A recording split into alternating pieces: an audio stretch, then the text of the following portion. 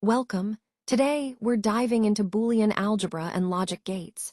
This is the foundation of how computers think and make decisions.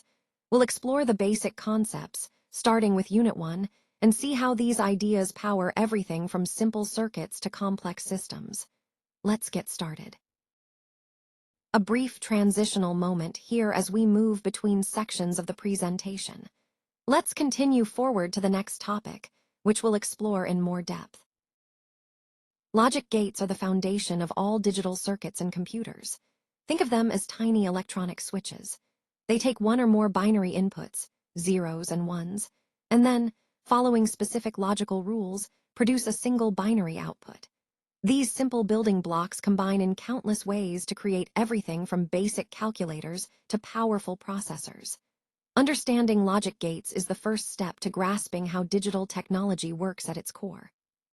A brief transitional moment here as we move between sections of the presentation. Let's continue forward to the next topic, which we'll explore in more depth. Let's break down the three main types of basic logic gates. First, the AND gate. It only outputs a 1 when all its inputs are 1. If even one input is 0, the output flips to 0. Next, the OR gate. This one outputs a 1 if any of its inputs are 1. It only outputs 0 when every input is 0. Finally, the NOT gate, also called an inverter, it takes a single input and flips it. So a 1 becomes 0, and a 0 becomes 1. These are the building blocks of digital logic. Let's talk about universal gates, specifically NAND and NOR. These gates earn their name because you can build any digital circuit using just them. The NAND gate is like an AND gate flipped on its head. It only outputs 0 when every input is 1. On the other hand, the NOR gate is the opposite of an OR gate. It outputs 1 only when all inputs are 0. Together, these gates form the building blocks for any Boolean function we need. Now let's look at special purpose gates. The XOR gate, or exclusive OR, outputs a 1 only when the inputs differ. That means one input is 1 and the other is 0. If both inputs are the same, it outputs 0. The XNOR gate is just the opposite. It gives a 1 when the inputs match, both 1s or both 0s. These gates are key for comparing signals, and they play a crucial role in digital logic. When we implement a Boolean expression with logic gates, we're turning abstract algebraic variables and operations into a real physical circuit. It starts by simplifying the expression, so it's as clear and efficient as possible. Then, we identify each operation and, or not, and map those to the corresponding gates. Finally, we connect everything, from the input variables through the gates, all the way to the output.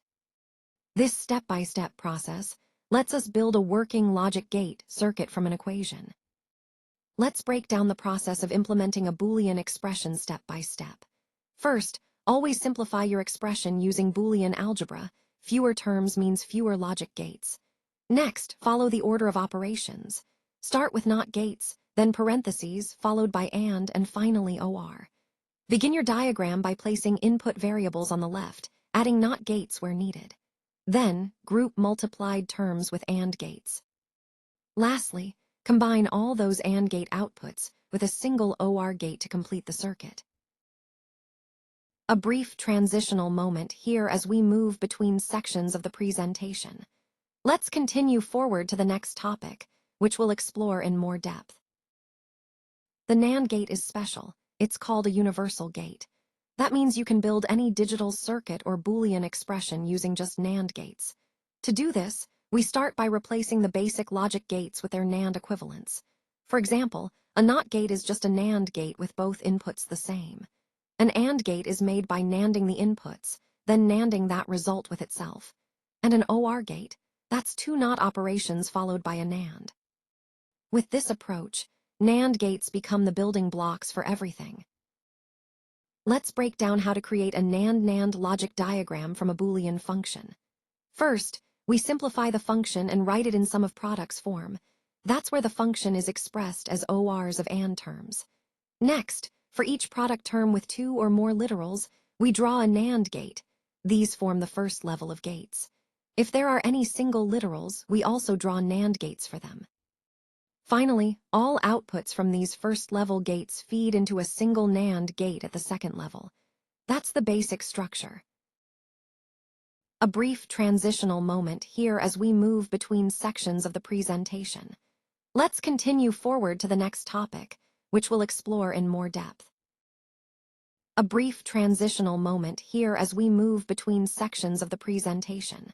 Let's continue forward to the next topic, which we'll explore in more depth.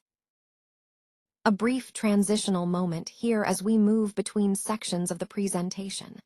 Let's continue forward to the next topic, which we'll explore in more depth. Let's talk about how to build an AND function using only NAND gates.